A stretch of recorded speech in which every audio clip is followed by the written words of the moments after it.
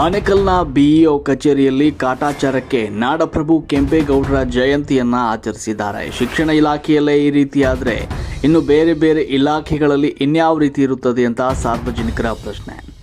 BEO ಕಚೇರಿಯಲ್ಲಿ ಸುಮಾರು 19ರಿಂದ 20 ಜನ ಸಿಬ್ಬಂದಿ ಇದ್ದು ಕಚೇರಿಯ ಒಂದೇ ಒಂದು ನೌಕರರು ಕೂಡ ಇಲ್ಲ.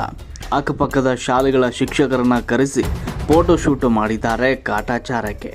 ಆನೇಕಲ್ನ ಬಿಇಒ ಕಚೇರಿಯಲ್ಲಿ ಟಿಪಿಒ ಒಬ್ಬರು, ಇಸಿಒ 5 ಜನ, ಬಿಆರ್ಸಿ ಒಬ್ಬರು, ಬಿಆರ್ಪಿ ಇಬ್ಬರು ಹಾಗೂ ಸೂಪ್ಸಡೆಡ್ ಅಧಿಕಾರಿಗಳು ಇಬ್ಬರು ಹಾಗೂ ಕಚೇರಿಯ ಕೇಸ್ ವರ್ಕರ್ಗಳು 3 ಜನ, ಸುಮಾರು 20ಕ್ಕೂ ಅಧಿಕ ಬಿಇಒ ಕಚೇರಿಯ ನೌಕರರಿದ್ದರೂ ಕೂಡ ಯಾರೂ ಸಹ ನಾಡಪ್ರಭು ಕೆಂಪೇಗೌಡ ಅವರ ಜಯಂತಿಗೆ ಆಗಮಿಸಿಲ್ಲ. ಯಾಕೆ?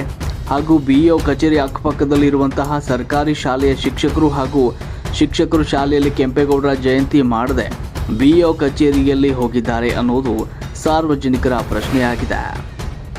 ವರದಿ ಗೋಪಿ, ಆನೇಕಲ್.